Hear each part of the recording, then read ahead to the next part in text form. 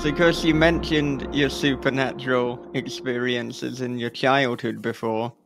Have you had Mm. any supernatural or supernatural adjacent experiences since? No, not in the same way. Um, I have every now and then I'll get scared in the same way I did when I was a kid. You know, if you just catch yourself alone and certain Mm, of the thing in the other room, like I've been, it's rare. I almost get excited when it happens. um, right. I like because I kind of miss it. It's like when I wrote the script for We Go On for our second movie. There's a scene where the main character wants to see a ghost, and so this professor played by John Glover convinces him like the key to seeing it is to return to that childhood fear, is to like Mm, tap back in to go revisit something that made you feel that way when you were young and you believed in that, because it wasn't that those things weren't true and you got older and smarter. It's that you were open to those things. You were like, those things had access to you and vice versa back then. So if you go back to that place, part of the way you see a ghost is to be afraid, is to feel that fear. Um, so it's like I'm searching for ways back into that feeling, but no, it's never been like that again.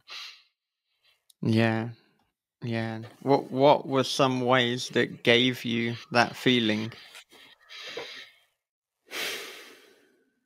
You mean more recently when it's come back, Yeah, yeah. I mean, or as a kid? you said you haven't had anything quite like that before, but there have been a few things where you have recaptured the feeling.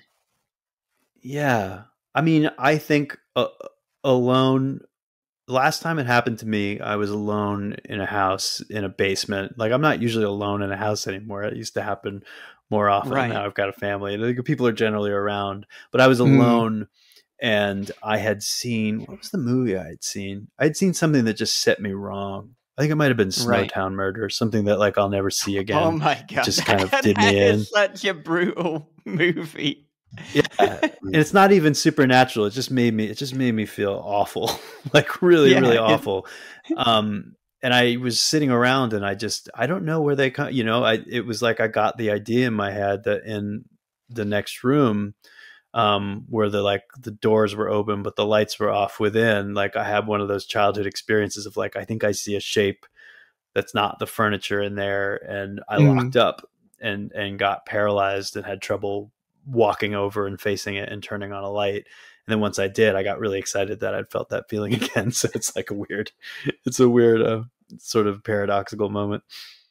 Yeah, but you've kind of perfectly captured horror, and people particularly who aren't into horror will be like, "Well, why do you enjoy it? Why do you do it?" And that's why it's that roller coaster Yeah. moment. I mean, watching a horror film or being scared, it is like a roller coaster. You're literally getting that adrenaline and that thrill. Yes, exactly. And you're doing it in a safe space. It's like if you can face the dark corners in safe spaces, Yeah. I think you're opening a valve that other people aren't always able to open. That's something, you're letting go of things that other people are holding on to. I Yeah. that's my theory anyway, because we all know in the horror community, it doesn't take long to realize that like it's it's a super warm community. It's like the Mm. friendliest people I've met in this world. For like a large percentage of them have come from the horror community, and that always surprises people who don't get it. You know? Yeah, yeah. Well, I mean, I often say with Bob that the horror and the heavy metal community are quite similar in that you know Yes. Mm-hmm. outwardly you particularly for outsiders you might think okay these are very aggressive violent art forms, but actually when you meet the fans, when you meet the musicians, the filmmakers, the writers, they're some of the warmest people. And I wonder, is it because either on the page or through the music, we're getting any aggression, anything violent, anything negative, it's going into that. So you take all that away, what have you got left? You got your lovely horror people. That's what you've got left. You've got no room for this That's hatred right. and this anger. Where I don't know if you're just listening to R&B and watching rom-coms. Oh, the anger's still there. I'd be angry if all I was doing is listening to R&B and watching rom-coms. So I get it. I really do. Yes, I would be very, very angry.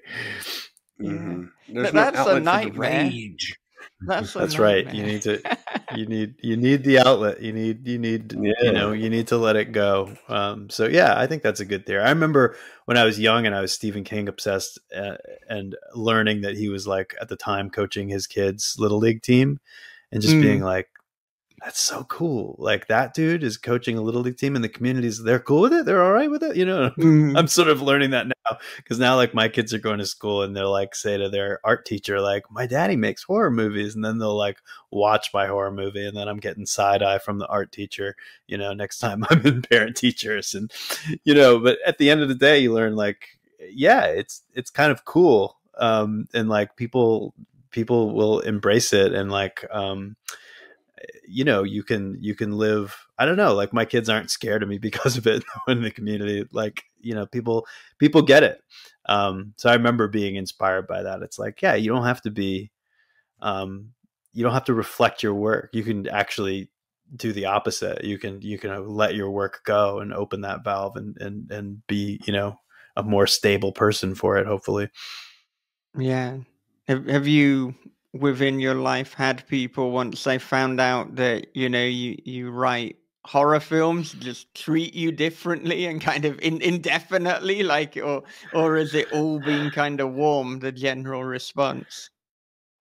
That's only in a very few cases have that happened. Mostly I meet a lot of people, including like, you know, people in my own family, people, some of the closest people to me in the world. It's just not their thing. And that's Yeah. totally cool. Like, you know, like I'm the first to like, whenever I encounter that, I take the pressure off as fast as I can. I'm like, look, please don't, like, there's no pressure to ever see anything that I could Yeah. do, and it doesn't affect our relationship and our friendship. It's not for everybody. But then I also, you know, like most people get it at that point. They know, you know, people understand that the Grand Canyon between fiction and nonfiction, and you know, if I'm out there actually, like, I get when people say, like, I've had people say to me, like, this is a rough world. Like, why do you want to put negative imagery into this world that already feels like, you know, a struggle? And it's like, I get it, but I don't think of it that way. Whatever that No. image was, it was made by this group of people who are artists who are collaborating to make that image. And it was made with care and craft and love at the end of the day, no matter what it feels like in the context of the story. That's what the image actually is. So that's how it will always feel to me. Right. And I think, you know, that there's a lot of hate and a lot of negativity already in the world. What we're not putting more negative things in. What we're actually doing is we're already taking negative things that exist and we're making them more palatable. So we're taking something that is evil or is bad or is negative, and we're somehow creating and crafting beauty out of it. So we're making the world a more loving place, a more palatable place. So it's actually the opposite as to what they are misconceiving it to be. Yes. Very well put. Exactly. All right. That's that then. I'm glad that we've Can you get my bell? we've I'm nodding. sorted that out once and for all. Wow. I'm always so conscious of like how do I segue this, that sometimes you just can't smoothly segue. You just gotta jump into something. And I want to jump back to you going for the plague doctor figure in the Harbinger, which it is obviously so iconic and incredibly apt for a film set during COVID-19. That there's also an interesting, like, mild kind of juxtaposition of cultures, I suppose, because of the Plague Doctor originating from Europe and this being set in America. But in terms of deciding to go with the Plague Doctor, was that again something early into the process that, you know, I have to have this, or did this come later on? Because of course, you know, the demonic presence, as it were, can take any form. Right. Yes, and that's key. You know, not that I'll ever make a Harbinger 2, but if I did, that would be, you know, no way he comes back in the same form. That's no fun. It Yeah, would be yeah. a completely different entity, right? Who can play the same tricks, and Mm, I'd be super interested in that. But mm, um so that element was key to me, and but it was, yes, it was an early idea. It really, most of this story came to me in one night. It's always, well, I'm a pacer. I'm like, that's what I do. I don't know about you guys, but I like to sit down when I know what I'm doing, and up until then, I am mm, back and forth. It's just like walking a maddening line back and forth. mm, Um, and I just had one of those nights where it was all clicking together, and that, I mean, I debated with myself a little bit. I knew the Plague Doctor was a little, it's not the subtlest thing I could choose, but I also, uh, I wanted a chance to sort of take something that felt familiar and make it distinct. mm, So the challenge was to create a design and a mask that took it a little bit out of the places it might be dated, like you mentioned. Like, for mm, instance, swapping out the wide brim hat that you often see for mm, the cloak and the hood, and something that felt a little bit more ancient. That's what I really wanted to feel, a sort of ancient timelessness mm, to this entity. And then I worked with Myung Hui Park, who designed the mask to sort of, we actually chose a bird that had the right beak profile. It was a mm. California thrasher. Oh. And we extended it as far as we possibly could while making it wearable for Mm, Jay Dunn, who was wearing the mask. The actor who plays the building manager is also the Harbinger in the movie. And so it was this collaboration, but like the reason I decided to embrace it was in part because I knew he was also going to be the designer, sort of the director of these dreams, so that I wouldn't mm, completely be dependent on my masked bad guy as the single source of fear. That he would have mm, other characters that he plays, he could speak in other voices. He's ultimately a designer and a trickster, and that gave me a much more sort of interesting playground to work in. Yeah, there was yeah. something else too that really kind of stuck out to me. And if this is a spoiler, we can cut this part out if you feel like this is a spoiler. But Mo with the sparrow, this is really kind of coming full circle to your first experience with Stephen King with the sparrows and the dark half Yes, totally. and the harbingers, because they are harbingers.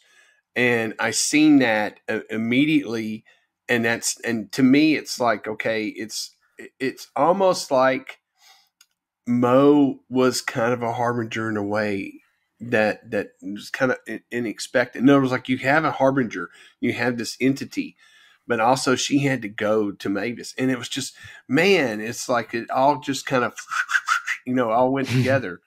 And like I said, if that's too spoilery, we can cut that out. But I I mean, don't think so. I'm that's cool some with tight that. shit right there. That's really tight. That's cool. Yeah, thank you. Those are exactly on the night in question when all this came together. Those are, you start hearing those clicks. You start Hmm. hearing it click clack together like that, and that's when I get excited. Oh yeah. Yeah, I still can't believe that your first Stephen King was George Stark and the Dark Half. It's just such a brutal introduction, and it's interesting because I feel that, like, in the 10 years of this as horror podcast, the Dark Half doesn't come up often. But in October, when I was talking to Matthew Holness, who you might know as Garth Yeah. Marenghi from Garth Marenghi's Dark Place, he was talking about fond memories of the Dark Half as well. And it's like, what are the chances? I guess just like, the really discerning writers. It's like, oh, they didn't jump in with any of this like Carrie or Pet Cemetery or The Boy Who Loved Tom Gordon. It's like, or is it The Girl? I don't know. Someone loved Tom Gordon. I've forgotten. I need more coffee. But you jumped in with the dark half. Here we go. Yep, right into the deep end for sure. But it's also like, it's I think it's attractive to writers, that story too, because it's about writing. It's one of those stories that's like really appealing if that's part of your sensibility too. This idea when you explore, I mean, that's like, it's the same theme as The Exorcist at the end of the day.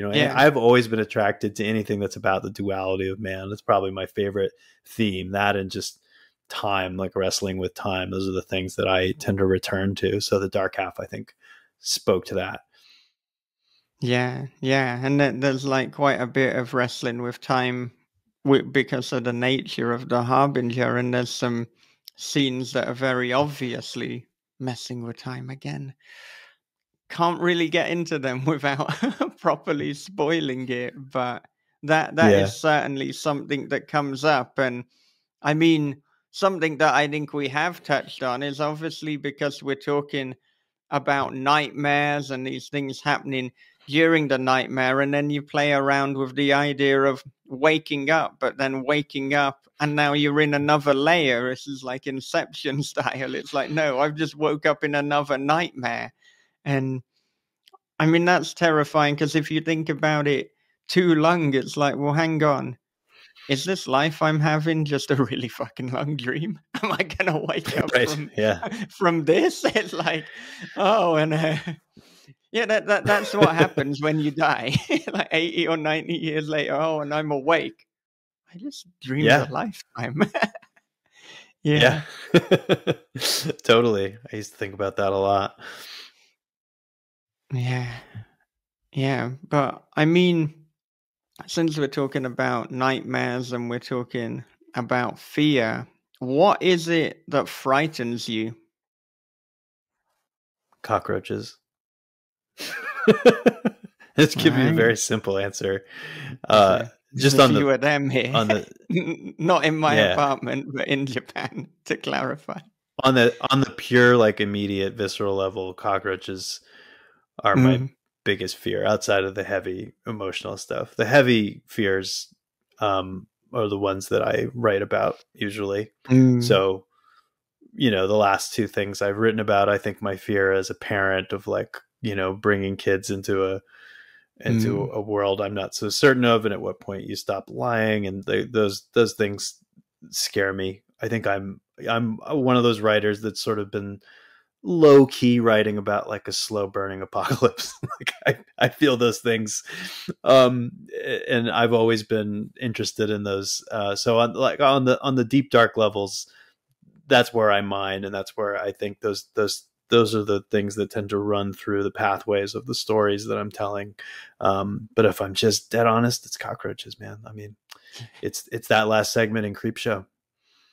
I did a podcast a month ago where we were going to talk about Creepshow, and I had to learn about the cockroach trailer they kept on that movie. It was just breeding. They were breeding, and I guess it had like a smell. And all the cockroaches in that movie are real. And, I just can't. There's certain things I can't do. That's one of them. Yeah. So, I mean, at the moment, I think you said before you're living in the New York area. Is there like a big cockroach problem or things that you have to be like mindful of? Or is it fairly coast is clear of cockroaches? No. We got spiders. We got centipedes. My wife really doesn't like the centipedes. I don't like them, but like anything's better than a cockroach for me. But I don't know why, and I can't make sense of it. But yeah, if we had a cockroach anywhere, you wouldn't see me anywhere.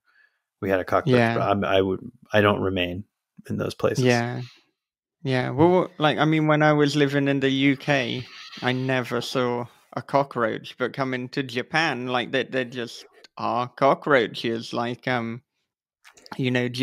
the summer, basically, is when they come out. So not now, thankfully, but my goodness, if ever you needed another motivator to keep your home clean, it's that. It's like my apartment is Yep. so clean. It's like that, I want it to be a cockroach-free zone. Thank you very much. And I mean, because Very, it's very so important. clean as well, it means that, like, if on the occasion, like, any of them do manage to creep in, I will spot them so quickly. I've got cockroach spray. That's it. You're gone. Yeah. I could talk about cockroaches for a while, but the biggest problem is, like, you can keep it clean, but then if your neighbors don't, then, like, oh, there are a few in the area now. They have a look in my apartment. No, don't look in here. There's nothing for you to Yeah. see. There's nothing but Mhm. death. As soon as This there's a is few the of them harbinger anywhere. apartment for you. Yes. Yeah. Yeah. I'm the Ugh. harbinger Come for on. cockroaches. Well, come on down to Texas. There's biggest trucks down here. No, sir. No, sir. And then they fucking One day I'll fly, face too. it. I've written them into, like, a few scripts just to, like, fuck with myself, just to, like, because I feel like, you want to, like, test yourself one day. That's the way to do it. But and because you write what scares you. But then the day I'm actually on set with my own cockroach trailer, I'm gonna really be mad at myself. You don't want that scenario. Yeah. Well, the thing with cockroaches that whether they're dead, and Michael will know, or alive, or if they're dead, they're just as creepy. Yeah. Agreed. Yeah. Yeah. Yeah. Especially when the they're worst places is they're not supposed to be. Yeah.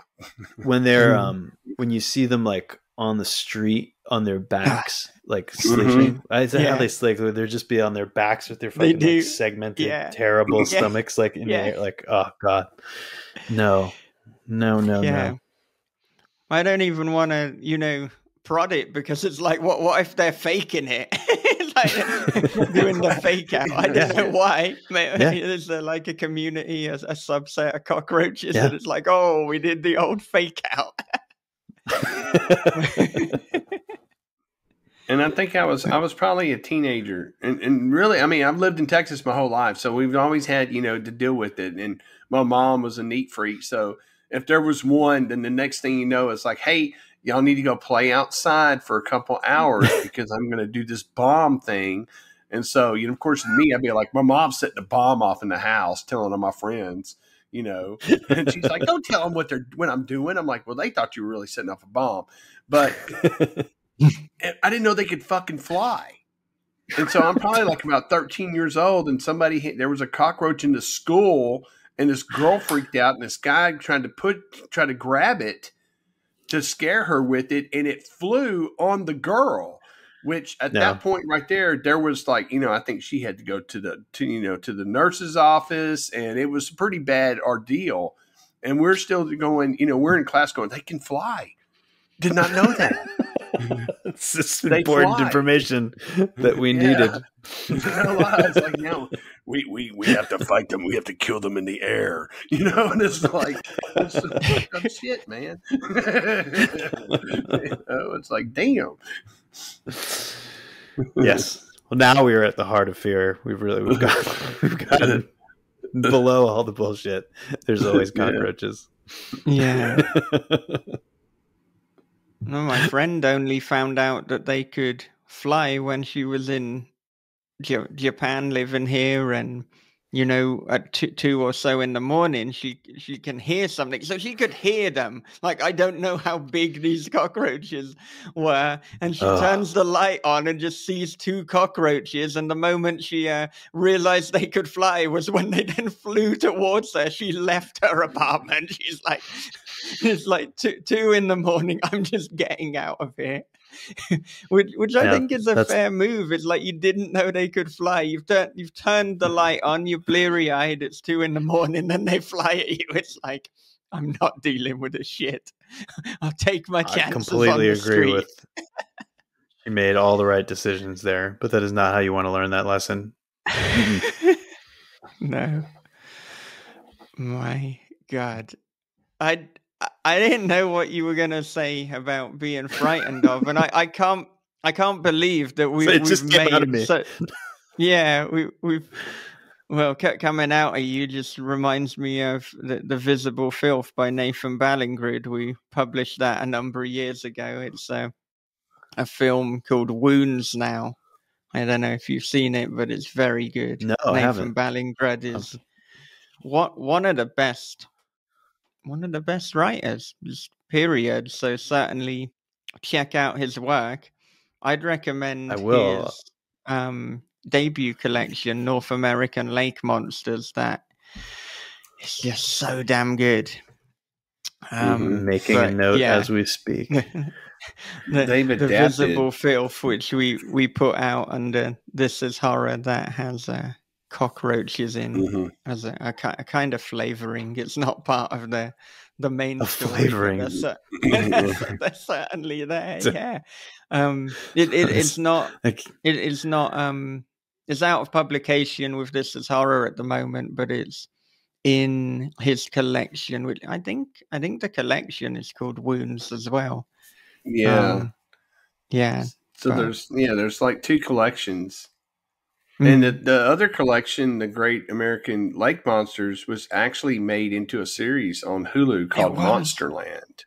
It was. Did you see it, Bob? They actually took stories.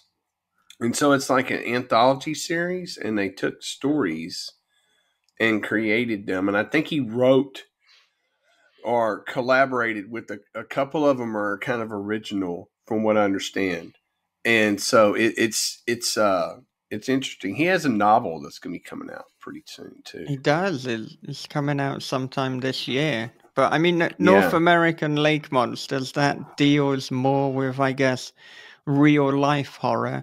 It's probably not going to be quite as traumatic as Snowtown, which I can't believe you brought up. But I know. It's more just like messed up people, whereas the collection Wounds, that has like, you know, more of a mix between real life and I guess supernatural, fantastical monster horror.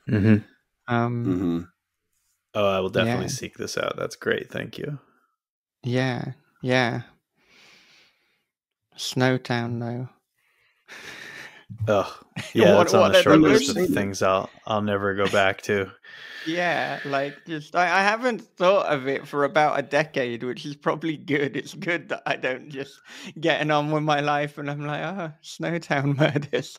It just was a very unrelenting, you know, piece of film that is all the more traumatic and terrifying because it all happened. Yes, I've never seen it. I mean, I kind of want to recommend it, and at the same time don't. Was it 2013 it came out? I remember when it came out, it was one of my favorite movies of that year. Maybe it was before then. Maybe it was 2011. It's very good at what it does, but as Andy said, this is not a feel good. This is a feel bad movie. If you're in the mood for a feel bad, then that is the one to put on.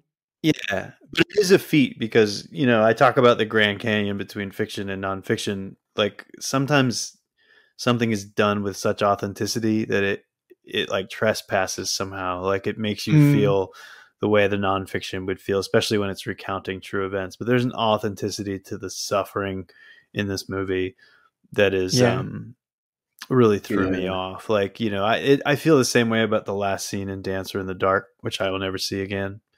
That is just no, I can't. There's a certain amount, and it's a personal thing. Like I almost wish my stomach was a little stronger with certain things, but I find myself more interested in fear than pain. And I just how I'm wired. But like, you know, I'm in favor of it all. I think it was a really well made movie at the end of the day. I'll have to catch it later. I'm in the middle of Dahmer. So in the middle of Dahmer, we'll talk about feel bad. Jesus. Don't do Dahmer then Snowtown. Like, do you want no reason to live? What a depressing. going through my own Lagottian nightmare.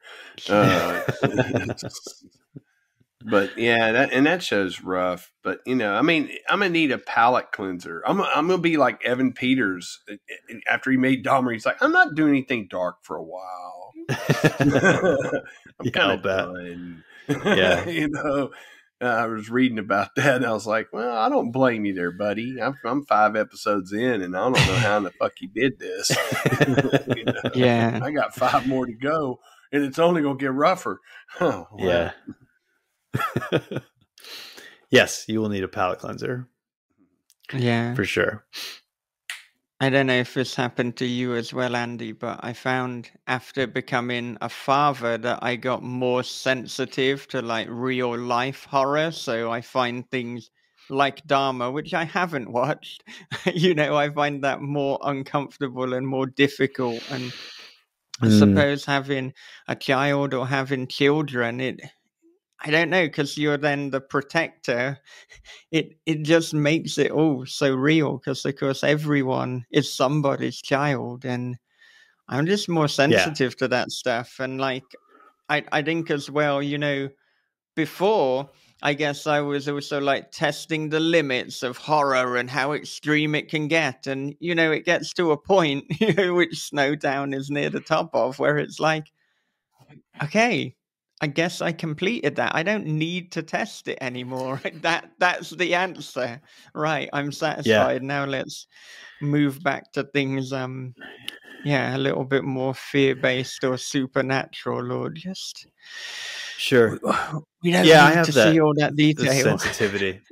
Yeah. Exactly. Yeah. No, I'm more sensitive than I was, I think. But I think of that as a muscle. Like, I remember before I had kids, I think I had a talk with myself that was like, all right, now don't you become one of those people who like suddenly can't watch Pet Sematary just because you have a 3-year-old. Like, Right. come on, you're going to work in horror. You got to muscle up. So I almost think of it as a muscle that I want to work on, that I don't want to be. There's a good side of the sensitivity. I do have movies have more emotional access to me than I used to. I'm more likely to be like wrecked by a movie than I used to be. Like, I got wrecked. Oh my God. I just saw, have you guys seen Vortex? I haven't, no. The Gaspar, the new Gaspar, Noah, however you say his name. Oh my God. Haven't seen it. Dario Argento in it. I don't know. I just absolutely like, I just think I'm like, I've got, just more, I'm more emotionally just vulnerable than I used to be. So I find myself affected in a movie theater more often, but like, I don't want to avoid things, that start avoiding things for these reasons. So I challenge myself to keep, keep throwing Pet Sematary in. That was another one of my early ones. Yeah. No, I mean, it's very clear that you had an interest in childhood with the media that you were consuming. But I mean, the way that you've described it is exactly the same for me. I mean, I am more emotionally affected. I am probably traumatized more easily, but I still bloody watch these things. Like, I know that it's going to affect me more, but I don't stop watching it. The Dharma series that Bob is mentioning, I will watch it at some point, but I know, what can I say? I'm not feeling Dharma-y today. That day is not today. I'll watch it at some point, but you got to be in a really good place almost to watch that. If you're in a bad place, then you're just compounding misery and depression upon more misery and depression. A weird thing, really, because I suppose a number of people perhaps not into horror. It's like, if you're in a happy mood, you watch something really happy. If you're in a depressive mood, listen to a bit of Radiohead. But for me, it's like, no, if I'm really happy, or now maybe being British as well, let's mellow that happiness down a little bit, throw a bit of Dharma on, just keep those British levels, as they should be. Yeah. I like that. I like that. Yeah. Yeah. I remember being proud of the population at large when COVID hit and all the numbers Right. went up for the movie Contagion. I was like, oh, Yeah. really? Yeah. I You guys are remember too. you guys are all renting Contagion right now? It's like, good on you. You just run right Mm, into the fire. yeah. Yeah. Maybe we'll Yeah. learn something. Yeah. We might. Right. But I think it also how you feel when you watch a film compared to like how I feel now Mm. is that if the film can be emotionally resonating. As I get older, I found myself more affected that way, and I often think, like, say someone wanted to adapt Exquisite Corpse by Poppy Z. Bright. Okay, I Yeah. couldn't finish the book Mm. because it's stomach churning. But at the same Mm. time, if someone went into it and gave it an emotional impact, it would devastate me. No matter Hmm. how good it is, if they toned it down, Yes. then it would be an emotionally devastating film. And it would be one of those never see it again, seen Yeah. it, and all that. And I think that has to do with maturity. I think, and you know, and I don't have children, but you know, having children, you start to think differently. But also, as you get older, you become, I guess, more rubbed raw by things, and so it's easy to open up wounds and things like that in your psyche, and allows you to become more emotionally attached. But even though it's probably a film that I would only watch ever one time, I would have felt that was an experience that I needed to have in my life, Yeah. you know. Yep. And if someone else would be like, nope, can't watch it. Hey, you know what? That's fine. I totally get it. But and I know that there's somebody out there who's probably going to try to bring it to the screen. And all I gotta say is do it justice and make it have an emotional impact. Because I couldn't even get through the book, so I'm damn sure not going to get through your movie if you gross me out. Mm. Yeah. But you don't want to see that punch pulled either, when you know the power it can, it wields. You want it at full Right. capacity. It's like it's an interesting thing. But Very it's much also Pull like, that off. yeah, but like as storytellers, sometimes you ever have the experience where there's a movie that everyone else cannot go back to, but you get excited to buy just because you get excited by like good storytelling, like. As Yeah. like I think a movie like that, like I think of Requiem for a Dream. There's a number of people in my Mm-hmm. life who are like, "Fuck no, never watching Requiem for a Dream again." And I'm sort of like, really? That just kind of feels like an engine. There's like an engine in that movie that like I never had trouble watching it, even though it went to some dark places because it's so musical and it just Mm. all clicks together for me nicely at the end. So like, I think it was because I'm looking at it sort of with the craft in mind for, that I'm able to get that distance and get excited about, feel a positive charge from a movie that really turns a lot of people off. Yeah, I think there's two ways in which we can watch something. We can watch it as a fan and as a casual viewer, but we can also watch something as a creative and looking at almost like seeing like, well, what are the mechanics? What's underneath it?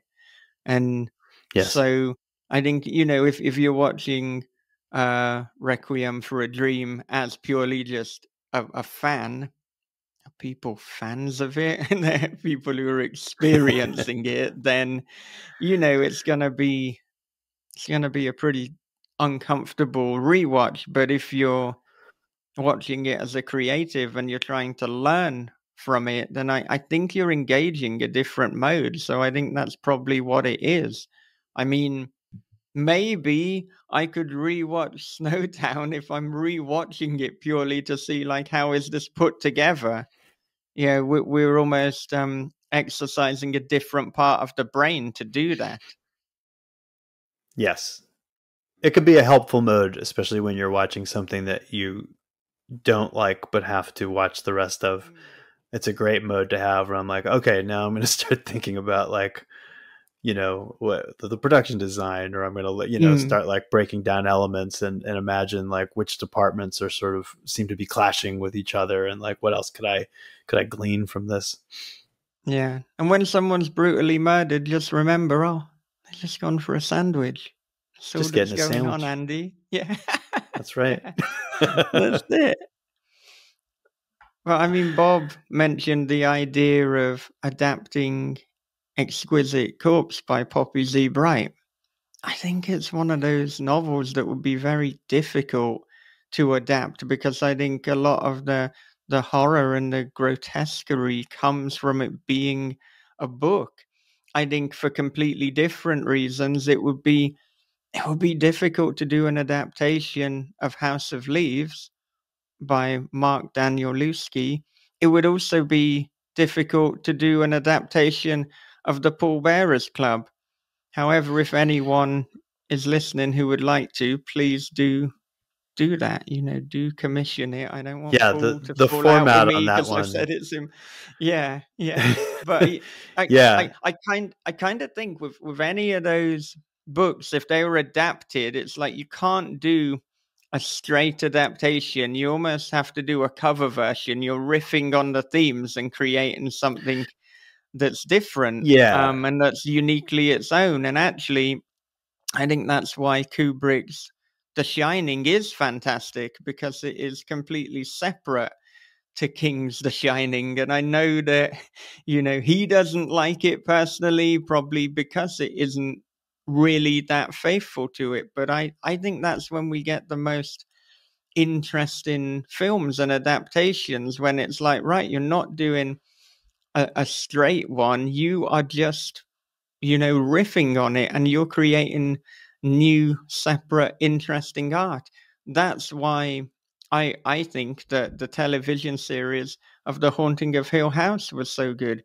We didn't need a straight Mhm. adaptation. We've already got a few of those. But what Mike Flanagan did was he took the themes, he riffed on them, he added, you know, a modern day setting and modern day concerns, and probably it's probably the best thing he's done. Midnight Mass was so good as well, though. You know, he's a very competent. That Yeah. is. I'm being British again. He's an amazing filmmaker. Yeah. Yeah, well, I've thought about House of Leaves. House of Leaves is, you know, one of my favorite books. But yeah, I do think it's unadaptable. I think it's I don't think there's an equivalent of the footnotes that could exist, Yeah. you know, in a movie version. I don't see how you tell both stories successfully. I think you'd have to just focus on the Navidson side of it, and that would be short shrifting the whole thing. So, Right. but I think about that. I mean, I think about that movie a lot, that book a lot, which is in striking to like the uncanny, which is a really important thing for me and what I try and do. Like, it's never felt better than, you know, than that book, than the feeling of the doorway that can't be there, and, you know, like tethered to a rope as you walk into that darkness, that of the impossible space. Like, I love that so much. Mm-hmm. Yeah. But what was the first? Pallbearers Club, of course, which was the last book I read. I've gotten to know Paul over the past several years because we both end up at the Telluride Horror Show Film Festival, where they bring him out, and my last two films have been there, and we've hung out and bonded because he's a, you know, I grew up in Massachusetts, where he's like, you know, still hanging out, and just like, what a great guy. But like, man, this last one is my favorite of his. I love the Pallbearers Club. Yeah. And I mean, I'm not surprised, but it's divided so many people. But that's the thing. If you create interesting, unique art, you're gonna do that, you know, because I mean, he's taken a hell of a chance. I mean, how would you even comp that? You know, I told you that I do that a lot, but I just don't think you can. I mean, no. What is is a coming of age House of Leaves? What does that even mean? Right. But that's about as near as I can probably get to it. it's probably his most ambitious piece of work, and that is saying something, particularly because he did a head full of Yes. Ghosts that is pretty much in book form deconstructing the entire exorcism subgenre, which is quite the Yes. feat in itself. Yeah. Mm-hmm. Yeah, he's No. pretty incredible. Yeah. Yeah. Well, I hope Paul Tremblay enjoyed the Paul Tremblay appreciation part of the podcast. Yeah, one day I'll find he's someone I'd love to work with and work on an adaptation with someday. That would definitely be a dream. Yeah. Something I want to try and do in my next chapter a little bit more is, branch out and explore some things like that and some other Yeah. stories that, Mm. we'll see. Yeah. Yeah. And I mean, at the start, when we were talking about your beginnings as a writer, I mean, I think you said you had aspirations initially to write novels or to write, stories in the kind of written form. So is that something you would like to do? Is that something you are working on at the moment? Like prose, Yeah. you mean? No, Yes. I don't think so. I'm just in love with scripts, and writing screenplays is so hard. No matter how good you get at it, how long you do it, so it feels sort of like there's an endless amount of learning and development Mm. to be done just focused on screenplays. It's sort of like how, like, I'd be quite happy making a different kind of movie one day, but I don't Mm. desire to. I don't think there's anything I Right. can't explore in horror, and I've got a Mm. stack of scripts that tend to have my little spin in each subgenre, and I like that game. And I wanted, Mm. I think what I'm really excited to do is just have a little bit more resources to come up, a tier or two, so that I'm able to make movies that are more kinetic, because I've made my Mm. sort of thoughtful slow burns, and now I'm sort Mm. of, if I'm known at all, that's what I'm known for. But that's also because that's what you should be doing when you don't have a lot of money. Like, those are the movies you need less footage. Literally, it's more Yeah. achievable. It's the smart thing to do from a producer's standpoint. But I've got some things that are very stylistically different, and sort of the way I've been putting it to people is, it's sort of like, I've been like playing in the chamber orchestra, but like I have an electric guitar, and I know how to play it, and like I'm just looking Mm. for hopefully things to open up a little bit so that I get a chance to sort of hit my prime and make some of these slightly bigger, more sensory movies. Mm. Yeah. Yeah. And I mean, it certainly seems that you've got like a lot of different things going on, obviously, with the movies, with theatre, with the composing. So I'm wondering, what does a typical day or week or month, depending on which is easier to answer, look like for you? How are you dividing your time in terms of these different projects? Well, in a mode like I am now, where I'm not actively on a project, I write at night, late at night. Mm. So my days become about sort of the taking care of the business side of what I do, which stresses me out and does not come naturally to me. And that's where I really need my coffee. And just like, I can't write like during hours when I'm like getting emails and stressing about work. I like to write, Mm. like when we're finished here, I will Mm. pace the floors a little bit until I know what I'm doing, and I will sit Yeah. down and write until 4 a.m. And Yeah. I'll get up and do yoga. And my wife and I divide the sort of parental stuff. So like a lot of days of the week, I'm picking the kids up and chauffeuring them around to their Mm. things when I'm here. But my life has become, it's not consistent at all, and it comes in phases, because this is sort of the way it is when I'm writing, which is probably most of the time. But then when something becomes active and I'm directing, my time becomes very different. Obviously, when I'm on set, that's a whole nother adventure. And then when I'm editing is sort of when I'm like in my happiest state, because that work is so fun for me and almost not predictable, but I know I'm going to accomplish it every night. It's not like writing, whereas you're always rolling the dice a little bit how it's going to go. Like with editing, usually I can have a productive night and my life becomes really regular and I see a lot of my family. So it's just constantly moving through these seasons, which end up adjusting the timeline, and we just juggle it as we do. And, you know, then I'm married to an actor, right? So it like with much less notice at any moment, she could be like, see ya, I'm going to Calgary for, you know, shooting a series for like a couple months. And that would, you know, like, I don't know. It's exciting. It keeps us on our toes for sure. But right now it's nice. Like it's nice and regular. And with The Harbinger just having come out, I've got a lot of development possibilities and sort of lines in the water, and I get to sort of you know, spend my days reeling them in, and hopefully things get in the way of each other. That would be the best problem I could have, because to date there's been like 4 years between each movie, and that's hard. Director, like it's almost like I lost my nerve by the time I show up on day one of my next movie. I'm like, what am I doing again? Like, you can't get your 10,000 hours as a director very easily. As a writer, it's like I know, like I've got my 10,000 hours, and I know what I'm doing. Yeah.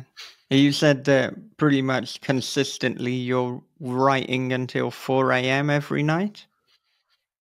Usually, yeah. What Except during the week. Sleeping? When are you getting up? I sleep until like 9:30 or 10. I don't need a ton, but like that's, you know, except on, you know, every Sunday I get up early and get up with the kids and you know, but usually since Laura hates the like nighttime part of the like bath time and like teeth brushing and all that stuff, like I'm okay during those hours. So I tend to, you know, take that on, and she like tackles the mornings, and we make it work. But it's not easy, but I've always been that way. I've like forced myself to get up at 6 a.m. and write like a normal person during normal hours, and I can't hold on to it. I just snap back to my old ways. So I've just embraced it at this point.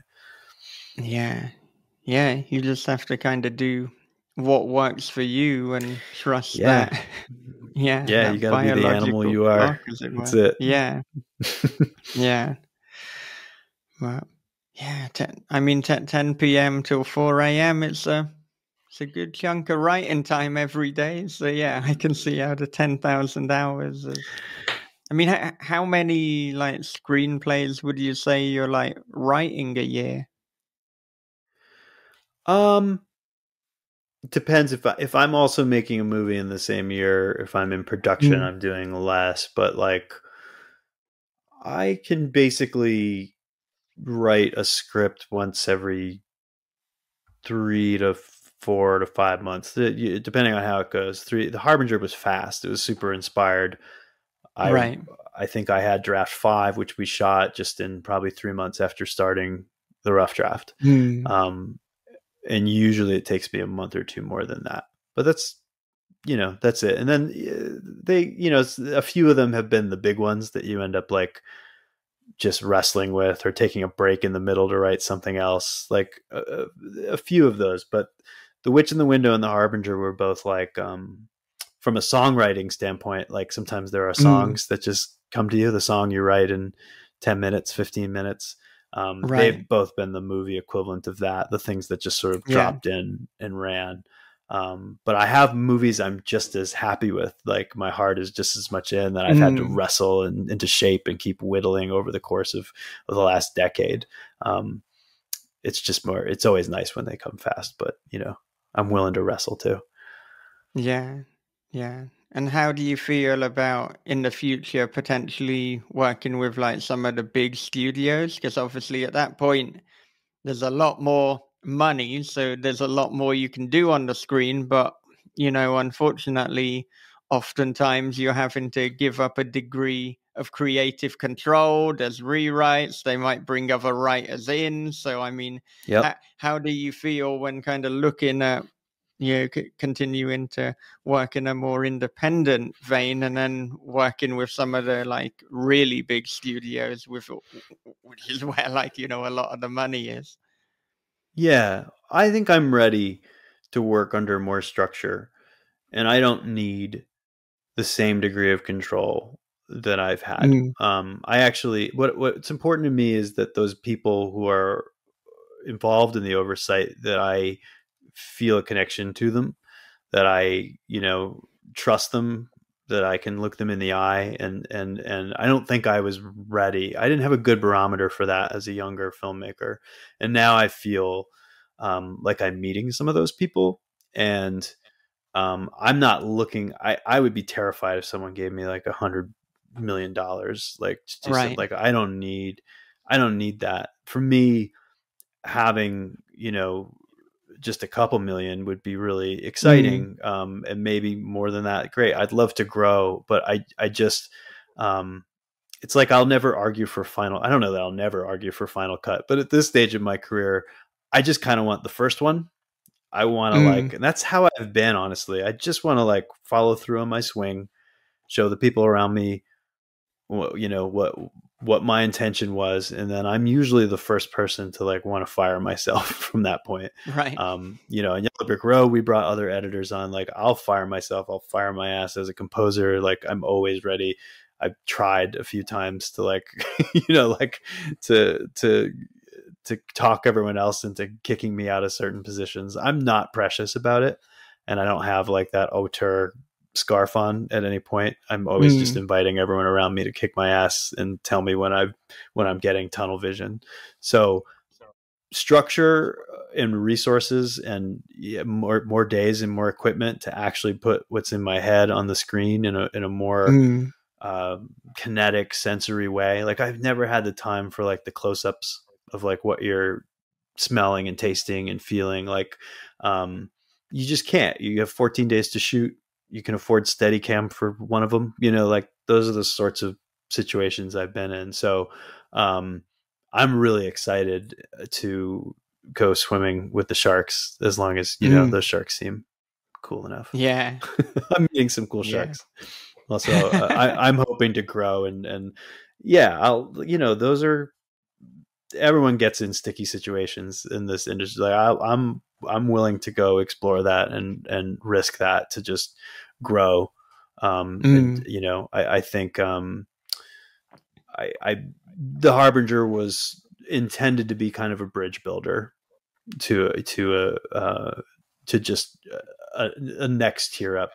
Since Witch mm, in the Window did really well, but Witch in the Window sort of comes in the back door. It's sort of a sneaky, quiet movie. It's mm, not trying to grab you by the collar. So it's like we needed to do one more that was a little bit more front footed and added mm, a bit of horror, and showed a bit more scope and range, and yeah. And at this point I feel ready. So I'm excited. I'm optimistic that I'll be back on set soon. mm.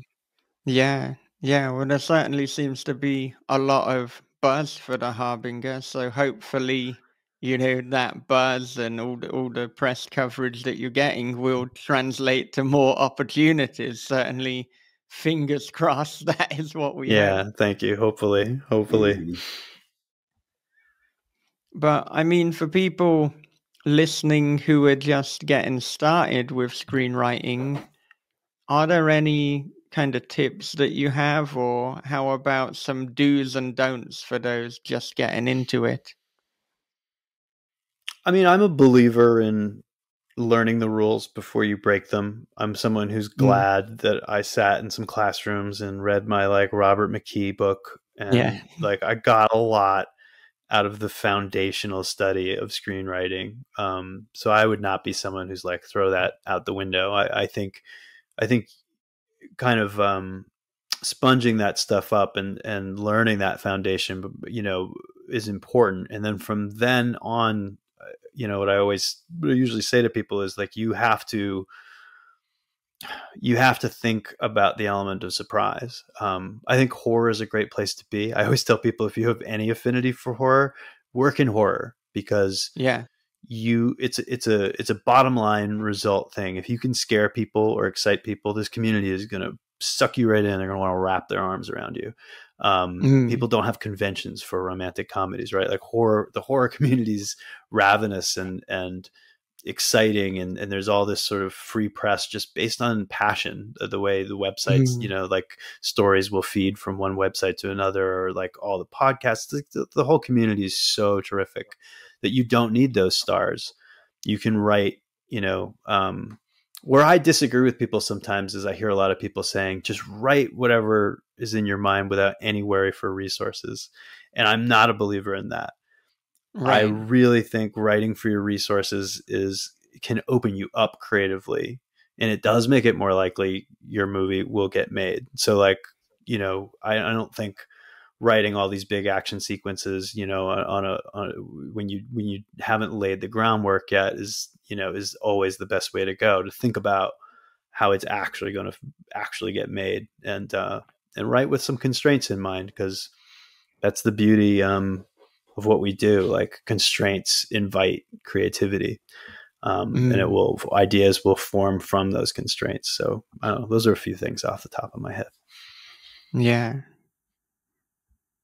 Yeah. I mean, if you want to consider the constraints, it's like, well, you're adding to your 10,000 hours, but you're also just not going to get that made, or it's going to be a very long time. It's like, yeah, in 20, 30 years, come back with that insane blockbuster that you wrote.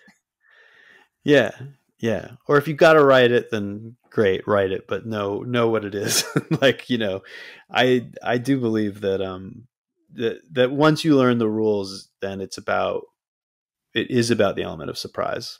It is about, like, that's why I built a whole movie with Witch in the Window based on a moment, is that I knew that moment would, as an audience member, that would surprise and excite me and stick with me for a very long time. There was a feeling in it that was going to make it rise above the noise and all of the sea of content that exists right now. Like, what's the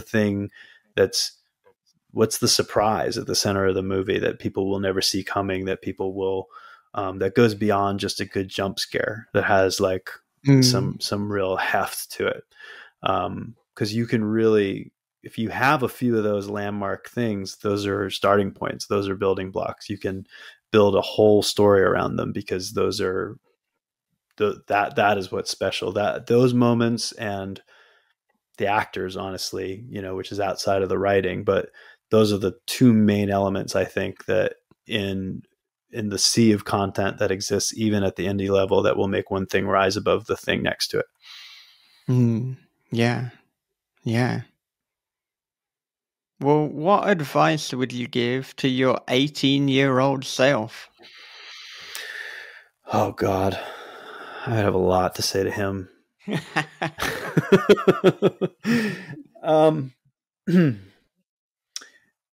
I think patience. I mean, it's hard to say that to you, because you're not supposed to be patient at that age. But my impatience led to a lot of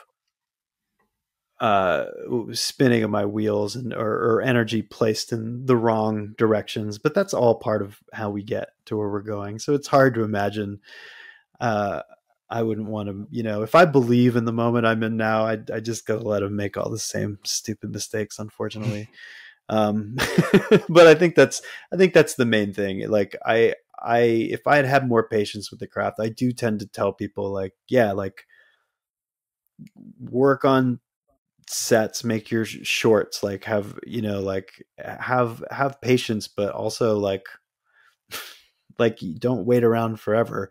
Don't wait around. Like, you like, actually finding at a certain point what got our first movie made was, we're not going to wait anymore. Like, we have something we believe in. So, okay, let's make a fake website for it. Let's make a fake trailer. Let's do something for free. Let's start to promote it. Let's start getting on our knees and begging for money. And, after a few years of that, we were, in moose country, risking death in northern New Hampshire. Where else would you want to be? Yeah.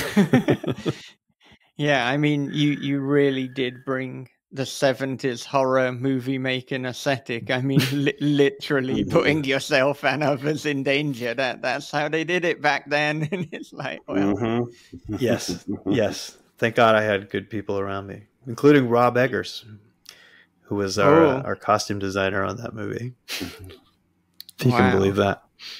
Wow. Yeah. I don't know what to say to that. Are you still in touch? Well, no, but the magazine Rue Morgue just did Harbinger was on the cover last month, and Mike Gingold, who wrote the article, talked to Rob about his time on Yellow Brick Road, and I didn't know it was going to be there till I saw it on the magazine, and I was terrified. I was like, "Oh no, what is he going to say?" Like, thankfully, he was very nice about it. So, like, I have reason to be back in touch. But no, I've just been like everyone else, like I kind of in awe of what he's done. He was a joy to work with. He was like, I know he kind of has this, known for being kind of intense or whatever, or he comes out, he was like an absolute joy the whole time to work with. He was a really like warm, pleasant guy. So I've always just been so excited to see him doing well. I think that's a force of good in the world. Yeah, well, thank goodness when you read it, it wasn't like, avoid Andy Mitton at all costs. That was the most unprofessional, dangerous environment I've been in. He could have easily said that they didn't know what the hell they were doing, because a lot of days we didn't. That was the point of being there. But like now, at the end of the day, he was like, he's just a really good collaborator, and he's obviously like his meticulousness shone through very clearly, even then. But yeah, he's just he's really, really special. I've been like seeing people like him do really well is like one of the reasons I've wanted to stay in the game. Like if people like Justin Benson and Aaron Moorhead too, who I sort of came up with at a similar time, like seeing them out there being themselves, being supported, like that gives me hope. So I root for it every time. Yeah, they're amongst my favorite filmmakers today, and in fact, fingers crossed, in a few weeks we'll be chatting with them as well. So that's coming up on this horror. Yeah. So having quite a few filmmakers on at the moment, which is always good fun, I think. Well, thank you so much for spending the last couple of hours chatting with us. This has been a hell of a lot of fun, and it's nothing but a pleasure for me. Thank you both. It's like it's fun, and I again I appreciate the support of the movie and what you guys are doing here in general is just super cool. So I appreciate it. Oh yeah. Thank you so much. Well, where can our listeners connect with you? I mean, I am on Twitter. You kind of have to say it in that tone right now, like I'm still there. But at Andy Mitton, I'm there. I've like made a few other accounts for safety, but it's always where I've engaged the most. So there I remain. And I'm at Andy Mitton 33 on Instagram as well, which I'm getting better about. I try. But that's, I have a website at andymitten.com that I don't update regularly enough, but it's also there. Those are the places. Yeah. And the Harbinger is, at least for audiences in North America, is available through XYZ Films, and something you can get all the places you get movies. And in the UK will be out soon. I think the 23rd. I think it's the 23rd, January 23rd. Yeah, is the release coinciding or like kind of something to do with Fright Fest as well, or have I made that? Yeah, up? it's like a Fright Fest presents kind of label that Signature Entertainment is doing. It's really Signature that's the distributor, but I guess they're doing like a slate with Fright Fest, which is really cool. They were big supporters of the movie, and I got to go out there to London. That was like a really fun trip. Yeah. Yeah, I've been to Fright Fest a few times. It's just a great atmosphere and good selection of films. So Yeah, heartily recommended. And, if listeners appreciate the Fright Fest endorsement, then there's just another reason to go out and watch your that's film. right. All right. Do you have any final thoughts to leave our listeners with? God, the pressure. Final thoughts. I don't. I just feel I feel I feel gratitude for the time here and the discussion, and I think at moments like this, after getting to do something like this and just talk shop about horror with cool people, is just one of those moments. I'm just like grateful for our community, and grateful to be a part of it, and to have made something that people in our community would want to support. So it's cool. So thanks All for giving me right. that feeling. Yeah, yeah, of course.